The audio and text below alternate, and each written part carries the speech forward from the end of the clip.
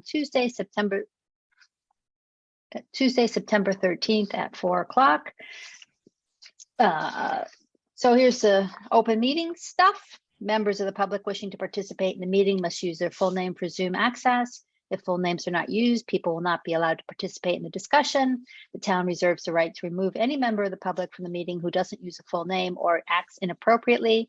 As a preliminary matter, this is Denise Cronow, Chair of the Finance Committee. Permit me to confirm that all members and persons anticipated on the agenda are present and can hear me.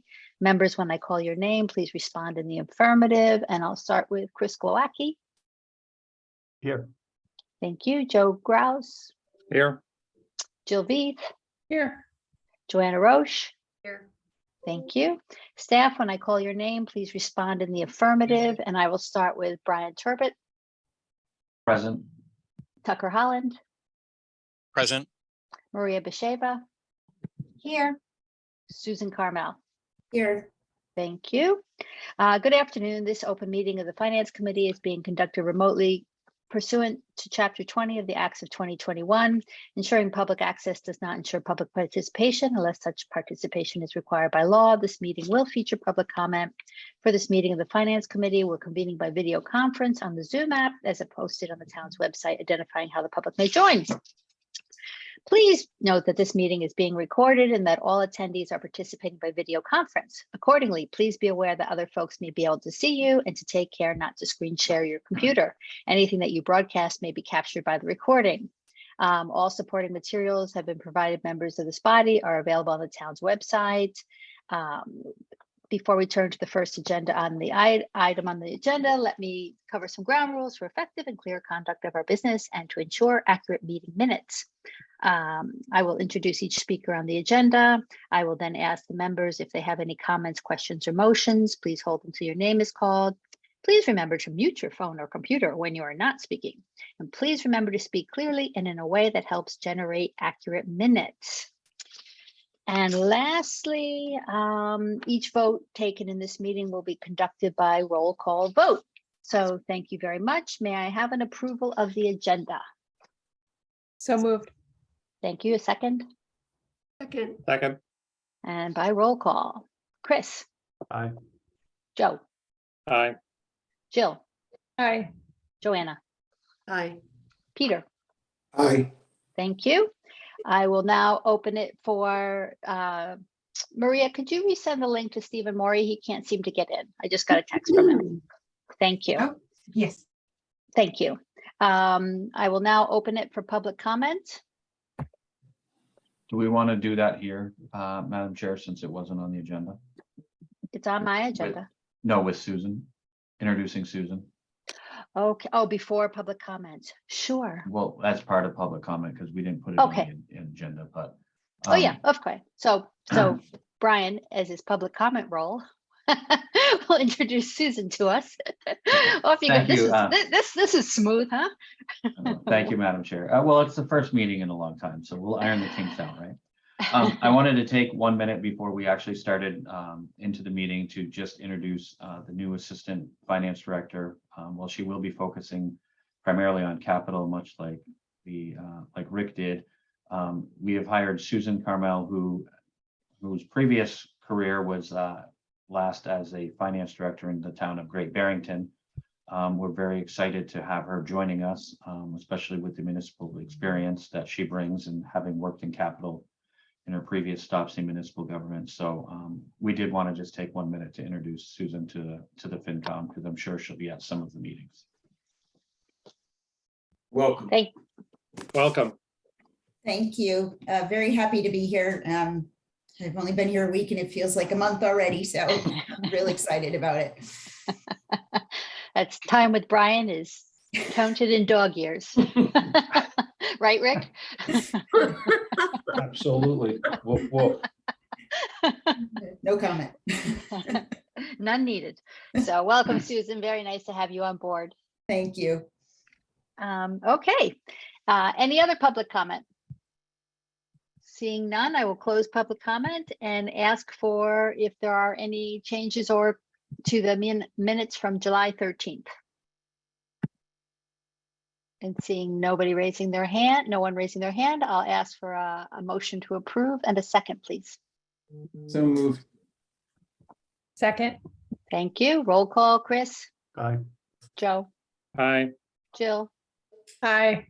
Joanna, Aye. Peter. Aye. Thank you. Okay, the next item on the agenda is the review of the fiscal year 2024 preliminary budget projections. Libby, are you starting or is Brian starting? I can give a little intro and then I'm probably going to turn it over to Brian. So this is the time of year when we start taking a look at the upcoming budget projections. So we met with Denise and was it just you? Yeah. Okay. Myself, Brian, Rick, Maria, recently to sort of preliminarily take you through this. This is very, very, very early on. This is just meant to give a preview about some of the things we're probably looking at funding or contemplating or facing, and what the issues that there might be that are coming up. We're going to the select board at its meeting next week, the 21st, with this, but typically we go to this FinCom first. See if you all might have any questions, suggestions, concerns, comments that we might want to work into this PowerPoint next week. So Brian, I think you're going to take them through the first bunch of slides, and then I think I want to mention stuff at the end that Yeah, the unknowns and to be determined still, yes. If it's okay with everybody, we'll go straight to the preliminary levy limit. The first two slides are really just a kind of a reminder, which I'm sure that everybody on the committee remembers what Proposition 2.5 is and how we manage it with it. So in order to get the preliminary 2024 levy limit, we need to have an understanding of where fiscal 23 is going to end up. And since we haven't set the tax rate yet, we are projecting preliminarily that within the allowable levy limit that we will be able to raise $92,436,973, which is the starting point for the fiscal 24 allowable levy limit. We're projecting for fiscal 24 that once again we will raise real and personal property tax revenue by the allowable 2.5%. We're projecting at this point $850,000 in new growth. You'll see that right now we are projecting $975,000 for 23. However, in discussion with the assessor, he feels comfortable projecting for 24 at this point $850,000, but that could change as we progress through the certification for 23 and a review of what's happening for projected into 24.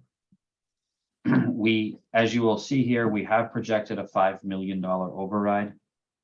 As you may remember during the presentation to the select board for the end of year fiscal reports, we did note during the solid waste report that we would be coming forward with an override to fund those operations more consistently, removing retained earnings and more consistent with where the numbers were playing out and versus where they had been in the past. So we have projected at this point, very preliminarily, a $5 million override. It most likely will come down a little bit based on further discussions with our town solid waste consultant, George Aronson, but we're starting at a $5 million projection today. So that will bring the allowable levy limit before debt exclusions or capital exclusions to $100,597,000. Currently, we have in the waterfall schedule $10.5 million in debt exclusions that are already approved and permanently borrowed for. This will change. We just did a permanent borrowing, which we are adding we'll be adding to the waterfall schedule, but this doesn't have an impact or won't have a negative impact on expenses since it's a 1-for-1 between revenue and expenses. We're projecting $850,000 for a capital exclusion consistent with the practice over the previous 3 to 4 fiscal years for purchasing vehicles and other one-time expenses. This is done on a one-time basis on a year-over-year basis. So we're projecting the need for $850,000 as we progress through capital. So all told, the maximum amount that we would be able to raise in real and personal property tax is projected to be $112,041,732. Next slide, please. Local estimated receipts, which is the second largest category of revenue for the town. The biggest change really here is, given the fact that in 22 we received just under $12 million in rooms tax, we have brought that up to $9.5 million. Meals tax, since we did receive in 22 a little over $1 million in that, we have brought that to $1 million, consistent with what we received in 22, and we have brought up building licenses and permits. The majority of that money inclusive in there is building permits. I will tell you that we will be looking and continuing to refine these numbers, especially once the September 30th rooms and meals tax payment from the state is received. That usually is a good barometer of where we're potentially going to end up during the year based on that number, and we will compare it to where we were last year to see if it's consistent. If it's consistent, then we may be able to raise this slightly as well. So this is still very early in the process. We are projecting $17.2 million in local estimated receipts, which is just under a $3 million increase on a year-over-year basis from our projection last year.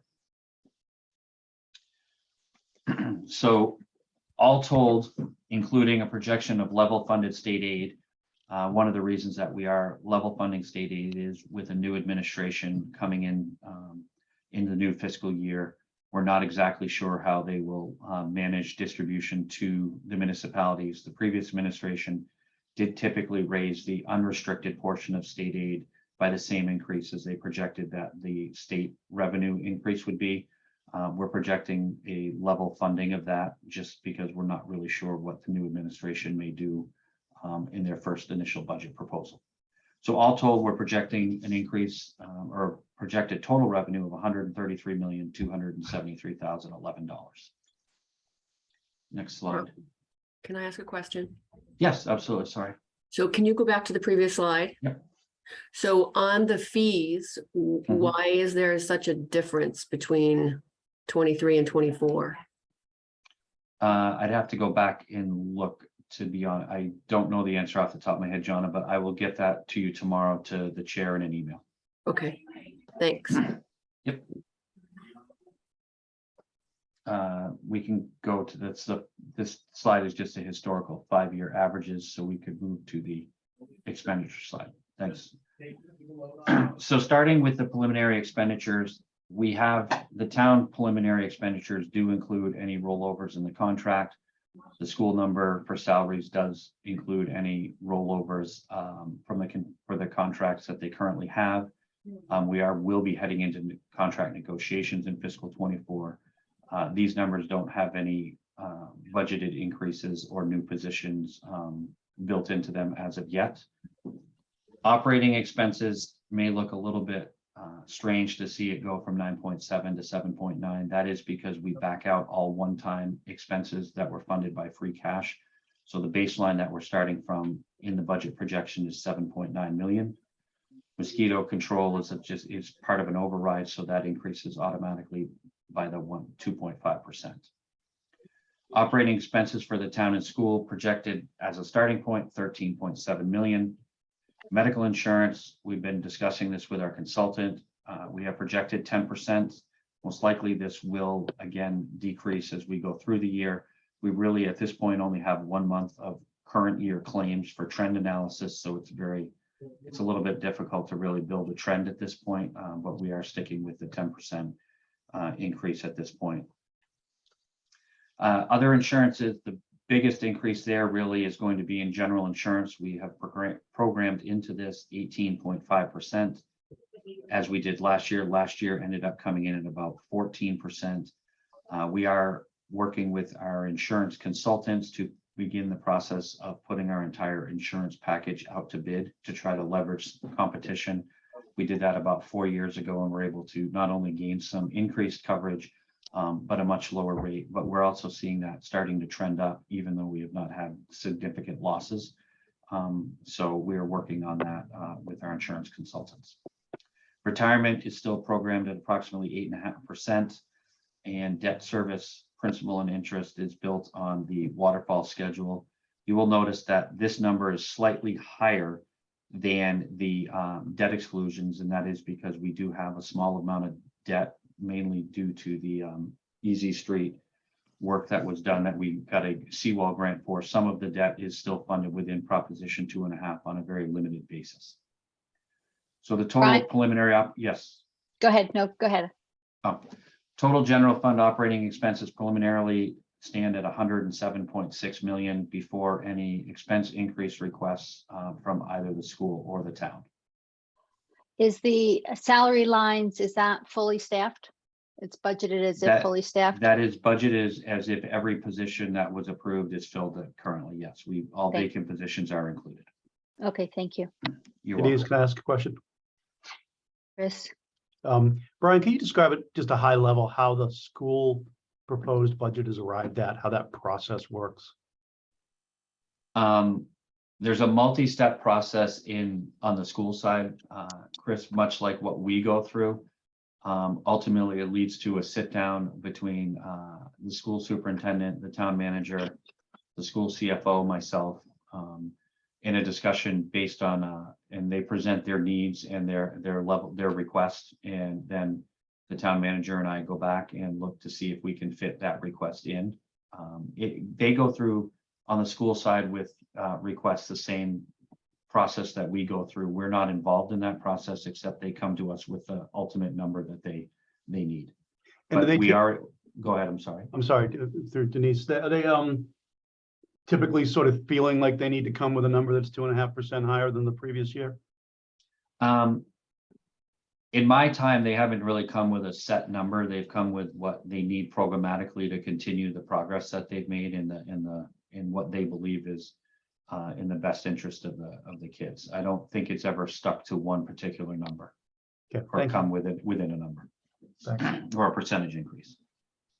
Jill, did you have a question? I was going to ask about the health insurance, Brian, and I'm sorry, I don't remember this, but That's fine. is it the same health insurance for the town employees as it is for the teachers?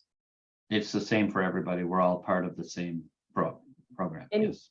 Can you tell me kind of what just generally the deductible is for that plan? I think you've told me this before too. Off the top of my head, I don't remember what we changed them. I think it's the deductible itself is 500, 2,000, 500 for a single and 2,000 for a family. Family. Okay, thank you. Yep. Joe, you raised your hand? Yeah, quick, another question, Brian. You said that fiscal 24 is going to be a union renegotiation year. Mhm. Will the various union contracts that have to be renegotiated affect 24 expenses, or will you negotiate and then any changes, increases would fall into the following fiscal year 25? Or No, they would affect it. Well, they'll always affect 24 depending on when we settle. At some Okay. potentially affects in 24, but if we settle within 24, they'd affect directly 24. If we settle later, they would affect the future year plus 24. But depending on when they're settled, it will what year we put it into. But we will Okay. plan for that somewhere through the budget. Anyway. Okay. And these numbers you said are projected as if everyone was 100%, all approved positions were filled. What is the current? I don't know. Is the town broadly speaking 85% staffed or 92% staffed or what? I don't have an exact number for you, Joe, but I think it's closer to 85 than it is 92. I know that that was sort of my guess. So, okay. Thank you. You're welcome. As you know, we also have a lot of other articles that we fund annually throughout the budget. County assessment is projected to increase 2.5%. Health and Human Services is projected to stay the same at the 650. The reserve fund and other post-employment benefits, we always do raise the 500,000 each through the tax rate. The 1 million last year, as I'll just remind everyone, we added an additional 500,000 from free cash.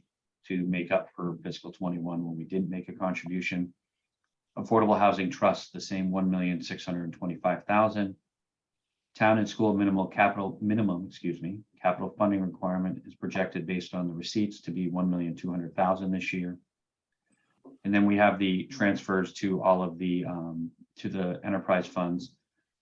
Transfer to Ireland Home increasing at 2.5%, and then the initial 2 solid waste enterprise funds transfers, both of those increasing 2.5%, and then there you will also see the $5 million override. Other statutory expenditures, cherry sheet and other offset charges from the state, we are projecting to remain level funded, though that will change slightly as we progress through this. All told, $130,624,250 in projected expenses, leaving us at this moment preliminarily with $2,648,759 to fund additional positions and other initiatives that the manager will discuss in the to be determined section. Next slide, please, unless there's any other questions. at this Can I ask a point. quick question?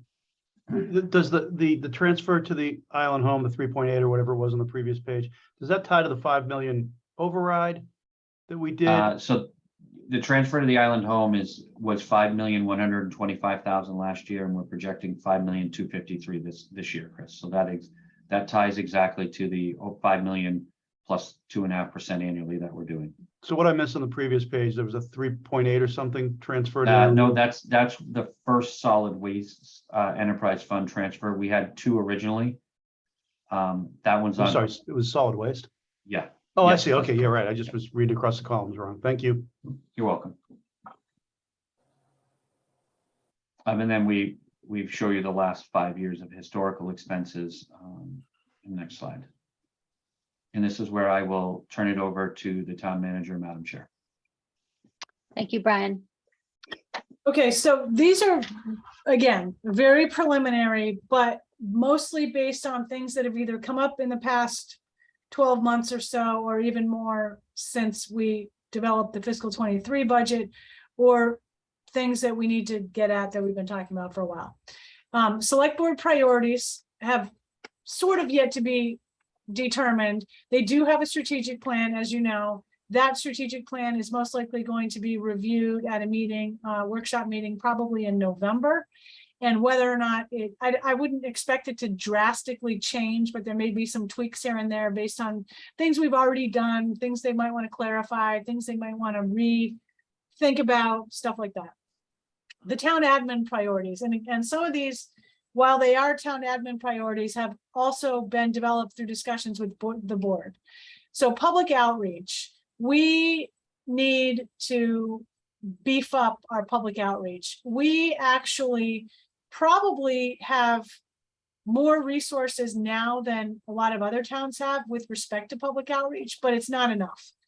We've talked about the possibility of engaging a marketing firm to help with focused outreach for specific things. For example, we are most likely going to see the Attorney General approve the Nrta bottle ban.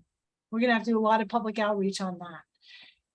Another example, when we had the various plastics bans, our public outreach coordinator, Florencia, developed a lot of information about that. It took basically all of her time for weeks. She wasn't able to do a whole lot of other stuff other than the day-to-day.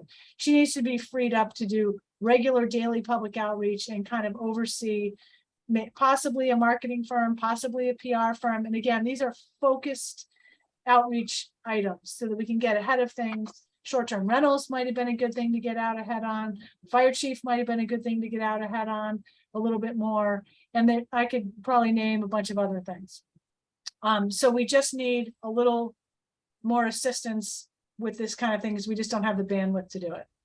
Facilities, it's quite obvious that to us anyway, we need to put a lot more resources and personnel into managing and maintaining the town's facilities, especially if we are not going to have a centralized municipal facility anytime soon. And we don't even have the bandwidth to put that forward again in fiscal 24. But in the meantime, just look around, or actually don't look around, because we've got a lot of work to do. The continuation of the $1 million town employee housing pilot program. I think is Tucker going to talk about that today? Were we? Okay, so he's going to give you an update on it today, but we're not quite done with sorting it out yet. As I understand it, and Tucker may have more than there may be a gap in my information. We were working with the Community Foundation to determine what they might need to manage this program for us, and they had a lot of questions that we needed to get legal assistance on, and I don't know if they've all been answered yet. But our anticipation is that since we probably won't be launching this to actually hand out money for at least a couple of more months, we probably want to continue it into the next fiscal year. Employee retention and succession strategies. We had a cabinet workshop on this back in, I think, May. A lot of ideas came out of it, and now we need to shape them into strategies. We have the beginnings of a succession plan for pretty much town-wide, not necessarily for every single department that we are working on, but even that takes a lot of focused working with the department. I mean, HR director and I were talking the other day, and we said we almost could use a succession planning coordinator to really get at this, and towns just don't have those kinds of resources. I was talking a little bit to some other town managers the other day. We were going over some program ideas for an upcoming Mass Municipal Managers Association meeting, and we started talking about succession planning, and everybody is talking about it. But everybody's also struggling with, how do you get it off the ground with collective bargaining restrictions, and you don't want to go too far with some personnel by promising them things and then something happens and they don't get it, or whatever. So that being said, though, we really need to focus on things like succession planning and how we're going to keep our employees happy, but also attract them and keep them working here. Infrastructure and capital projects funding, that's just, kind of ongoing, and these things pop up all the time. Project management office. Brian and Rick and I were talking about this today and yesterday with Greg as well. We're trying to figure out how to structure a project management office. We have way too many projects and nowhere near enough people to manage them all.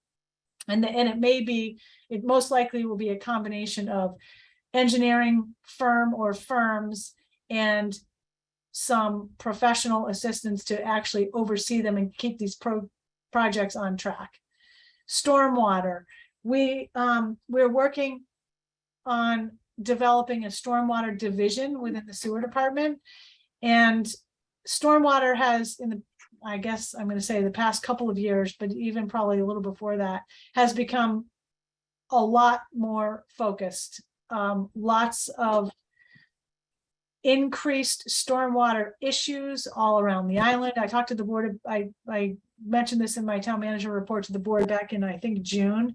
We've since hired a engineering firm to go around with DPW and sewer and look at all the areas where we get the most complaints about. And we're trying to develop a plan to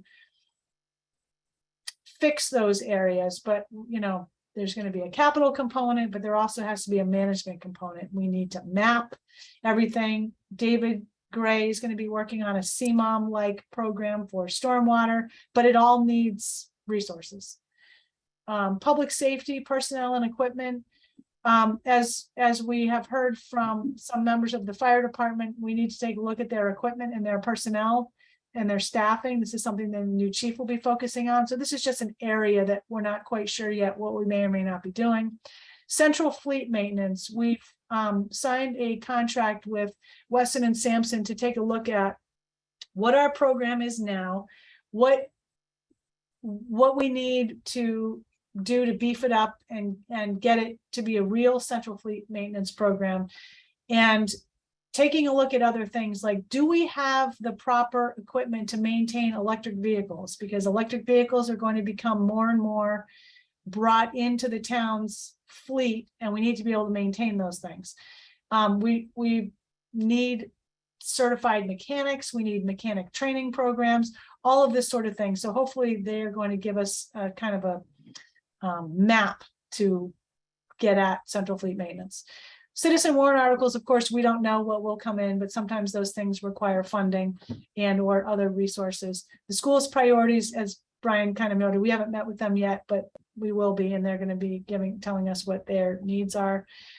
Free cash, Brian, I forget if you mentioned this or not, but we hope that that will be certified by the end of October. Local receipts, obviously, we don't quite know what Q1 will show. Solid waste, Brian mentioned. Union negotiations, Brian mentions. I do mention, we are going to have a bit of a bandwidth issue with collective bargaining negotiations upcoming, because a couple of our HR people are going to be off on maternity leave when these negotiations are really ramping up. So I expect myself and Brian and Labor Council and perhaps others are going to have to take a more active role in this. We have a kickoff meeting next week. Health insurance just is always on our radar for issues and trends that might be going on there. Same with the retirement assessment. Local aid, we just always keep an eye on. That actually came in better in fiscal 23 than I think we originally projected. And I think it's looking fairly decent for fiscal 24 as well.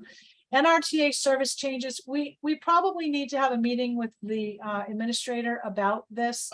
I heard the other day that the president has authorized yet another $1 trillion for public transit improvements nationwide.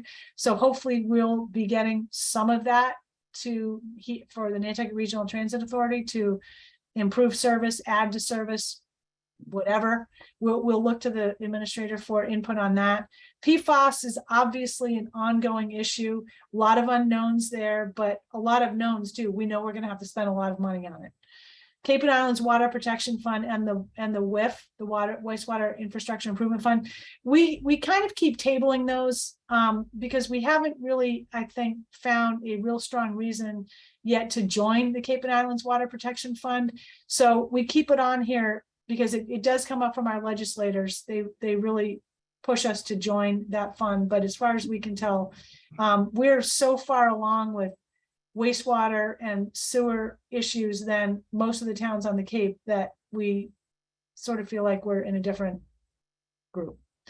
And the Wastewater Infrastructure Improvement Fund is a potential funding source. We probably have told you this before. It's very similar to the CPC, where there's it's a surcharge based revenue generator up to a certain percentage, and all has to be spent on wastewater infrastructure. I think it's up to 3%, Brian. And you can do anything in there, but once you have it, I think it's sort of like CPC. I think you have to keep it for a while before you could repeal it. So those are some initial things that we are going to be looking at and that have yet to be determined. But we like to give previews of what we're thinking about to the board and to the FinCom, and to see if you all have anything that we haven't mentioned here that you think we ought to take into consideration. Libby, is coastal resiliency under select board priorities? It is, and it's already basically in the strategic plan, and we already have the coastal resiliency plan, and we do have funding in the capital improvement plan. Rick or Brian, you can add to that if need be, but I think we feel it's already covered. Okay, and then on the union negotiations, how many unions are up for negotiation, and what percentage of the town employees does that cover broadly? Broadly, collective bargaining agreements cover the vast majority of town employees, probably 85 to 90%, if not more. And I believe they are all up, which is about 12 units. Some, for example, police have 2 units, same unit. So it's roughly 12, including that's all in, including airport, water, school. Thank you. Other questions for Libby? Joanna? I just want to ask about the Affordable Housing Trust for a second. I saw that it was level funded, like at 1.6 or something like that. But does that include the money that would be the difference in the money from I think it's Halliburton Associates for that project on Fairgrounds, right? The difference in the money that they bid. Joanna, it's Hall Keen. Hall Keen. I knew it was an H. And Brian and Tucker, do one of you guys want to tackle that one? Yeah, the money that you're asking about would potentially be funded by one of the other various articles, one of the other annual town meeting article appropriations. That 1.6 is put into, well, the remainder will be put into capital because some of it will be going towards debt service ultimately. But that large scale money that was requested would be funded out of one of the borrowing authorizations that has been approved at one of the last 1 or 2 annual town meetings. Does that answer your question, I hope? Other questions for Libby or Brian? No? Okay. Thank you both. In which case we'll move on to the discussion of the $1 million town employee housing pilot program. Libby, do you want to preface it before handing to Tucker, or should we go straight to Tucker? I think go straight to Tucker. Thank you. Off. Tucker, you're up. I think you all generally get the gist of it. But Tucker has a little more details. Thank you. Yeah, so, we're grateful to have the opportunity to update the FinCom on this program. I think, as you all recall, this is intended to help address the significant housing cost on the island, particularly for town employees. This is a pilot program. Our team had met and ultimately determined that it made the most sense to be focused on rental situations versus ownership. There's a brief outline of the program that was, I think, included in your packet. The program can provide one-time support up to $10,000 to qualified applicants. It is designed to be aimed at those folks who are most housing cost burdened. The intention is to try to bring those folks down to a more reasonable level, and 40% is the of gross household income is the target level we're aiming at, based on feedback from, or analysis of is a better way of saying it, the housing survey that we conducted amongst town employees. This was sent to 700 plus town employees. We received a 50% response rate. And this, if everyone self-reported accurately and so forth, we believe that this funding could bring basically everyone down to this level who is in excess at this time. The amount would vary by individual. It's not just a flat 10,000. The 40% target is relevant, and evaluations of the eligibility and the individual amounts would be conducted by the Community Foundation. Libby mentioned earlier on that we have spoken to the Community Foundation. They are interested to be helpful in implementing this in any manner that they can. They had obviously run this by their council, and there were some concerns or items that just need to be addressed that we had a chance to speak to them about initially yesterday. And what it basically boils down to is we had originally been using the nomenclature of grant around all of this, and it cannot be a grant. It would, there is a concern that the IRS would look at it as an anticipatory assignment of income. So in order to address that concern, it would be that the foundation would basically operate as our fiscal agent, and that we would have to account for withholding relative to any amounts being supplied toward rent relief. So the program could otherwise work as outlined in the document. And CFN would report to the town payments made to each qualifying individual or the landlord. If we were going that direction, the town would reflect that additional income to the individual and do the appropriate withholding and reporting. So Tucker, this becomes kind of a calculated stipend or something to the employee. It's clearly going to be, at least your current thinking is, it becomes extra income in by some definition. According to the input from the CFN council, it would have to be viewed that way. Jill? Can you not get around that by giving it to the landlord instead of the employee? Does that work at all?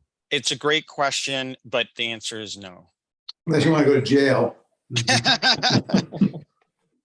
Well, I mean, the thing is, if you're gonna make this a permanent program, as Libby just suggested, you might, or a, Well, do it I think again it's- program, then it, to me, it really is becoming like a tax issue. Yeah, This is a one-time deal as far as we're that's concerned. not what she said when she reviewed next year's budget. I was just saying that we might continue it for another year. I wasn't suggesting that it would be permanent. I don't think we know that right now. And I just would add that, I mean, your question is a good one, Jill. And in fact, during the pandemic, we could have done that, but it no longer applies. Because the rent fuel assistance, they do Yeah. pay Right, directly. right. It's like a voucher. Ah, it's a That bummer. has to do with income. We have nothing to do with income here. It's income to rent. That's determining whether you're going to get the money or not. So it's different than when you're qualifying for low income funds. Totally different thing. Yeah, I hear you. I'm just expressing how it worked, Peter. It's not. I understand, but it's just totally different. That's all. Chris? Yeah, I mean, we've spent a lot of time on this issue over here at the hospital, and we haven't found a way to make this a non-taxable thing either. We're going to be doing very small stipends to all employees, and it's going to have to be taxable for us. But so when you talked about reaching that the million was enough to get everyone to the 40% of gross household income, that was though thinking about this as gross taxable income in this component. So even as a taxable portion, you're able to hit that target with this amount. Well, I mean, we believe so. I mean, this is, self-reported information through a survey of which, there was a 50% response rate. I mean, I think there are, questions when, push came to shove and someone had to actually, fill out an application, provide all of the detail, whether it would be truly at the same level. I keep going, Denise, or Yes, go ahead, Chris. are the unions on board? I don't think the unions know. Well, yeah, they may not know about the details of this, but Tucker and Amanda Amanda, yeah. did visit union presidents months ago to sort of get ideas from them and to let them know we were trying to work on something. We have huge pushback on trying to do something for some and not for others. On the unions, like non-starter type pushback, but maybe you're in a different situation. I don't know if this is a bargainable situation. And I guess just one last question. Are you concerned about any morale issues from those who don't qualify? I don't know if I'm supposed to be answering these, but yes, we are. But we're hoping to convey that we're trying to help the worst off. Okay. And we can't help every single person. I mean, we've gone around and around and down various rabbit holes about this whole thing. And every single one of them comes back, well, someone's not going to like this. It's just inevitable. So we're trying to make it the least worst. I don't like to put it that way, but I should turn that around. The best for as many people as possible. but it isn't going to cover everybody. And not everybody needs this. No, I hear you. Look, just as the second largest employer behind you guys, we're just anxiously watching what you come up with because we Yeah. haven't been able to crack it. Yeah, well, we might want to talk to you, Chris, at some point about your experience so far. It'd probably be good to do that. I mean, I have Joe, to go throw in ahead. there, it is, because I've been in many of these meetings with Tucker and some of the other folks in the town, and it's a fairly straightforward and simple criteria. I mean, if you're burdened over 40% of your family income, you're eligible. If your housing costs, your family housing, your housing costs as a percentage of total family income is under 40%, you don't qualify. So it is structured to try to provide some help to those folks who are the most cost burdened. Yeah, I also have to comment, people aren't going to be, we talk about whether we want to continue this program in the future. People may grow out of this on their own. I mean, people get raises, people get different jobs. Just because you qualify as cost burdened in year one, you may or may not qualify in year two. Anyway, and the other thing, Chris and I happened to chat on this yesterday at the golf tournament. You raised the issue of sort of encouraging bad behavior. I think that is, we'll just have to see how that works. Whether people say, well, gee, I'm going to get my stipend so I can rent a more expensive apartment or house. Hopefully people don't do that, but I think it's an outcome that you just have to watch and see what happens. Joe, to add on to some of that, this actually would not be bargainable because that's why it's going through an independent organization. Right. So we don't have any say of who gets it. The criteria is laid out. I mean, one of the things to consider, I think back to my work life when I was living overseas, I got my rent paid and then that was income, and then the company grossed it up and covered the incremental taxes, because otherwise I'm getting income that I really don't have the cash to spend. So I don't know if there's someone to speak to as an advisor that says, if we have $1 million fund, should it be 600,000 for rental assistance and 400,000 to cover the incremental taxes? Because if someone say their taxes are 15% and they get $10,000, they probably don't have $1,500 to cover that. It's like winning a car on The Price is Right and having to sell it right away because you don't have the $40,000 to pay the taxes on the car or whatever. Right. So obviously I play Price is Right all the time. So, haha. Anyway, this is something to, I realize that the $1 million was really set for just the assistance, but maybe there's somebody that's way smarter than I am on this that could take a look at it. Could it be structured that way as well? Yeah, Joe? I would argue against that, Denise. I mean, I think this is all incremental. I guess it's going to be income. It's incremental cash to the people who qualify and get awarded some benefit. They're all making their rent payments now, so we're really just we're right. I mean, if let's say someone's paying 55% of their family income on rent, well, we're going to move them down. They're better off even if they have to pay some taxes on the stipend that they get. So okay, I was thinking more, Joe, if we were paying the landlord directly, so they don't get the cash in their hand. yes, okay, That's what I meant. As I had my situation, the company paid my landlord directly. I didn't get the cash in my hand. I didn't, so that's what right. I agreed, but they still. But to your point, there's still net cash, but they're getting a benefit in terms of not having to spend their own cash for that rent payment. So okay. that award. All right. Other questions or comments? Tucker, any thought as to when? Is there? So the Community Foundation Board is intending to meet at the end of this month to approve the program. Obviously, we're still awaiting pricing from them on what it would cost to administer now that we have a little greater insight into what we're exactly looking for them to do following the discussion with the attorney. So I think they have been thinking about, let's say, finalizing the program by the end of the month, then rolling it out this fall with the idea that payments would start January 1st and run for 12 months. Thank you. Okay. Peter? Tucker, just a question, maybe you already said this already, but how is the money we're giving $1 million to Community Foundation. How are they accepting that money? As a donation? Well, that's one of the things that we need to clarify following this discussion with the attorneys, because it will not show as a grant on their books. So we need, I can't answer exactly, Peter. I'm going to have to get back to you on that. Okay, because I think could be conflicts there with that too. I think so too. Okay, thank you. Anything else? All right. Thank you, Tucker. The date of our next meeting is Wednesday, September 21st at 5:30 at the Select Board meeting. Brian?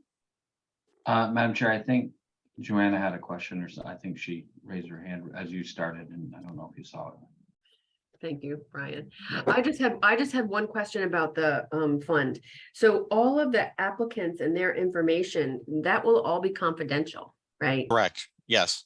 And so there's not going to be an ability to access that information from anybody on the town side. So the application goes completely to the Community Foundation.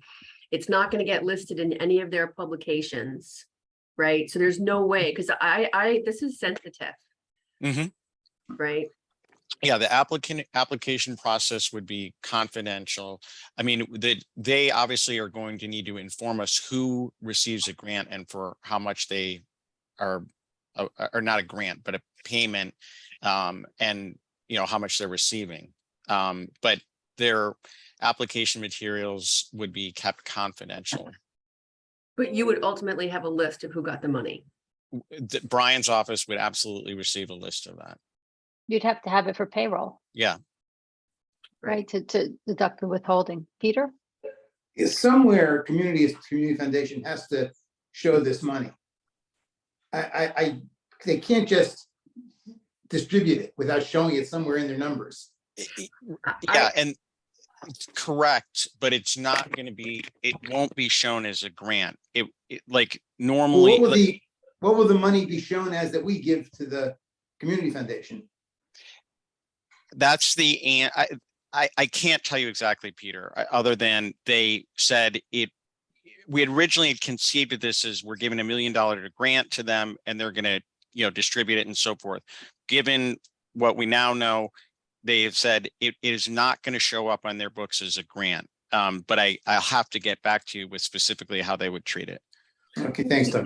But Yep. wait a second. So they can do the fiscal agent thing, right? Yes. So they can lend you their tax exempt status and they can administer the fund for you.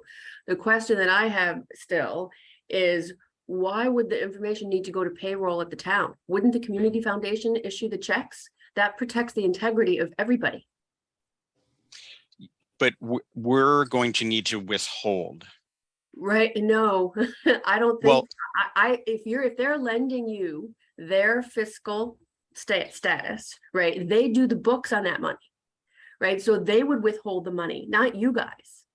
You shouldn't be touching the money once you give it to them. Well, so I will follow up. Obviously, that we had this discussion yesterday morning where these, let's call it concerns, were initially discussed. There's obviously a lot of detail to this. And so I will circle back on, precisely how it's going to work once we're able to, articulate that clearly. Right. I mean, I would really advocate strongly that the community fund disperse the dollars, not the town. They understood, but the initial discussion with them indicated that they would be, I think this is it says CFN would report to town the payments made to each qualifying individual. The town would reflect that as additional income to the individual and do the appropriate withholding and reporting. So that's how it stands right now. I can probe a bit further. Yeah. We're going to have to pay for that if they do anything more. Yeah, I realize that, but I think that that's a way cleaner way to do this. And they won't lose their tax exempt status if they do something that they're going to make money on.